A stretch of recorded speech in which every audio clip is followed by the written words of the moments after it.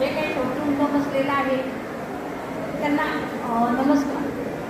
स्थैर्य म्हणजे काय? स्थैर्य या पुस्तकाचं वर्णन जरी अनुवादित असलं तरी स्थैर्य आपण कशाला म्हणतो? स्थैर्य याचा मूळ अर्थ कसा? स्थिरता. आपण विद्यार्थी दशेत असताना, लहानपणी असताना किंवा प्रापंचिक व्यवहारात तुम्ही स्थिरतावर झालं का? हो माझं आता भलं आहे हे कशात म्हणतो आयुष्याचं? तर मला घरदार आहे, अन्न वस्त्र निवारा. मूलभूत गरजा कुठल्या माणसाचा? तर अन्न वस्त्र निवारा त्या मिळाल्या की आम्ही स्थिरतावर झालं सुरू होतो.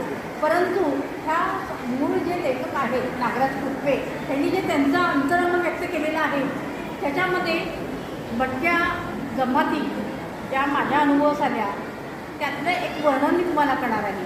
ह्या भटक्या जमातीमध्ये ना त्यांना अन्नाची भ्रांत, ना निवारा, ना पसरा. कुणाच्या तरी वाडीला किंवा कुणाच्या तरी ओसरीत राहणारे हे आत्ता अन्न मिळालं तर संध्याकाळी मिळेल का नाही, दुपारी मिळेल का नाही, उद्याची चिंता तर सोडाच. अशा परिस्थितीत राहणारे हे भटके लोक, अशाच परिस्थितीत आमचे मूळ लेखक राहिलेले आहेत आणि त्यातून त्यांनी मोठी पदवी घेतलेली आहे. परंतु हे बाकी सगळं वर्णन तुम्ही पुस्तकात वाचालच. परंतु माझ्या अनुभवात आले भरपूर भटके जमाती आहेत.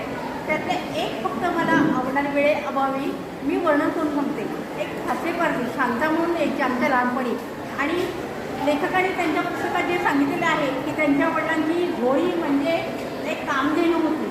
तसंच की आमच्याकडे जी शांता म्हणून यायची फासेपारधी डोईवर एक ओझं, खांद्याला झोळी आणि डोईवर ओझं कसं असायचं तर काहीतरी खुरखुरे वगैरे आपण डोळीवर हा प्रकार बघतो इकडे वेचातून गेला. तसे ते बांबूच्या झाडापासून गेलेली छोटी छोटी खेळणी आणली, सुपर टोपल्या आणि त्याची किंमत काही पैशात नाही. तिला अर्धी सुपर भाकरी कुठलीही असू दे, शेळी असू दे, कुठली असू दे, मिळाल्याची मतलब असायचा. भाज्या असू देत ते घ्यायची. पैसे लोक म्हणायचे माझं पोट भरलं पाहिजे आणि त्या झोळीतून ती का आणायची?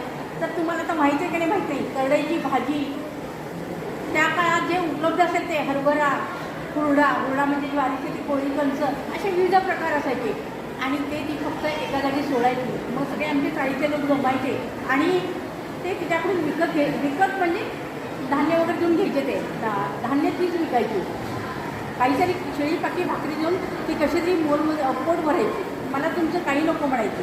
इतकं चितकं जेवणसुद्धा घ्यायचे. आम्ही म्हणायचो आम्ही ताजं खाऊनसुद्धा पोटे बिघडतात आणि सांगते तू कसं काय एवढं विकत घेते, तुम्ही काय करता? तर तिने एकच सांगितलेलं, माई आमचं पोट भरल्याची मतलब आम्ही सगळ्या घरोघरचं केळं ताजं अन्न गोळा करतो, एक मोठी चूल पेटवतो आणि त्या चुलीवर एका मोठ्या पातेल्यात ते धुतलेलं असू दे ते कुठलंही अन्न असू दे ते अगदी खूप कडाडून शिजवतो आणि मग ते खातो आणि आमची भूक भागवतो.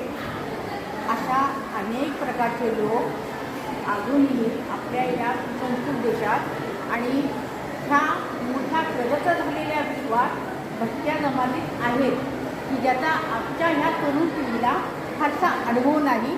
आम्हाला ते अनुभवायला मिळालं. तुम्हाला कितपत मिळेल हे पुस्तकातून वाचा, त्यातून थोडीफार कल्पना तुम्हाला येईल. आणि मी आता जी काही झोळीची कल्पना सांगितली, त्या फासेपारधीची कथा सांगितली, हे पुस्तक वाचताना तुम्हाला ह्या लेखकाच्या वडिलांचं जे आहे त्याचं तुम्हाला महत्त्व पडेल की कशा पद्धतीने लोक आपल्याकडे एवढ्या सुविधा असूनही आपण काहीतरी कारणं सांगून मागे राहतो. तर मागे न जाता विद्यार्थ्यांना एकच विनंती आहे की तुम्ही हे जी काही पुस्तकं आहेत मॅडमनी लिहिलेली त्याच्यावरून तुम्ही काहीतरी त्यातून शिका. कुठलीही कारणं न टाळता पुढे व्हा. वाचन केलं म्हणजे मोठ्या मोठ्या लेखांची आपण पुस्तकं वाचतो, परंतु ह्या मागासवर्गीय किंवा मागासवर्गीय आणि गरीब नव्हे तर अत्यंत दुर्मिळ अशा भटक्या जमातीतूनही लोक कसे पुढे जाऊ शकतात ह्याचा आदर्श घ्या. एवढंच सांगून मी एक छोटंसं भाषण संपवते.